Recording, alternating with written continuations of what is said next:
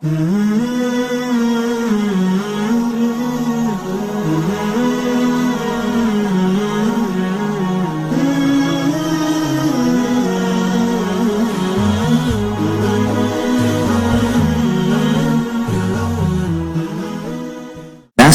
alaikum. The Prophets, Sallellaahu Alayhiwa, journeyed to Taif. For 9 years, since his selection by Allah for his mission, the Prophet, Sallellaahu Alayhiwa, had been delivering the message of Allah in Mecca, and making all efforts to guide and reform his community.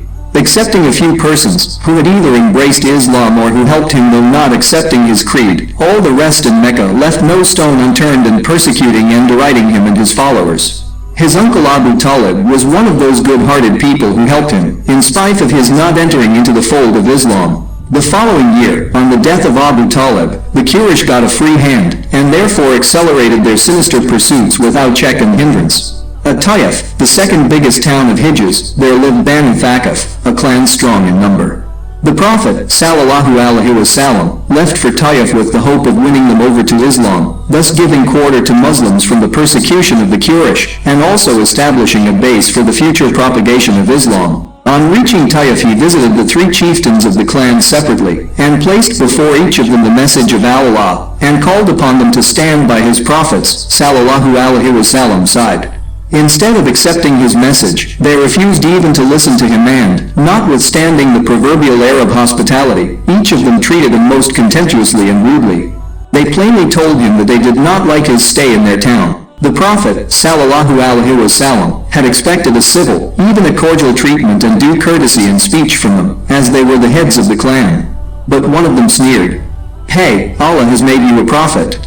The other exclaimed with derision, "Could Allah not lay his hand on anyone else beside you to make him his prophet?" The third one jibed at him, "I do not want to talk to you, for if you are in fact a prophet, then to oppose you is to invite trouble, and if you only pretend to be one, why should I talk with an impostor?" The Prophet, Sallellaahu Alayhiwa, who was a rock of steadfastness and perseverance, did not lose heart over this check from the chieftains, and tried to approach the common people, but nobody would listen to him. Instead they asked him to clear off from their own town and go wherever else he liked. When he realized that further efforts were in vain, he decided to leave the town. But they would not let him depart in peace, and set the street urchins after him to hiss, to hoot, to jeer at, and to stone him. He was so much pelted at with stones that his whole body was covered with blood, and his shoes were clogged to his feet. He left the town in this woeful plight. When he was far out of the town, and safe from the rabble, he prayed to Allah thus, "Oh, my Allah!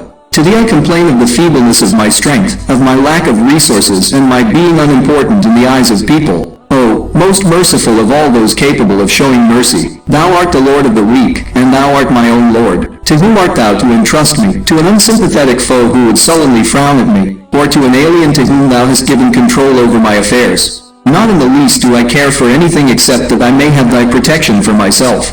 I seek shelter in your light, the light which illuminates the heavens and dispels all sorts of darkness, and which controls all affairs in this world, as well as in the hereafter. May it never be that I should incur thy wrath, or that thou should be displeased with me. I must remove the cause of thy displeasure till thou art pleased. There is no strength nor power but through thee." The heavens were moved by the prayer, and Jibreel, alayhis salam, appeared before the Prophet, Sallellaahu Alayhiwa, greeting him with Assalamu alaikum, and said, "Allah knows all that has passed between you and these people. He has deputed an angel in charge of the mountains to be at your command." Saying this, Jibreel, alayhis salam, ushered the angel before the Prophet, Sallellaahu Alayhiwa.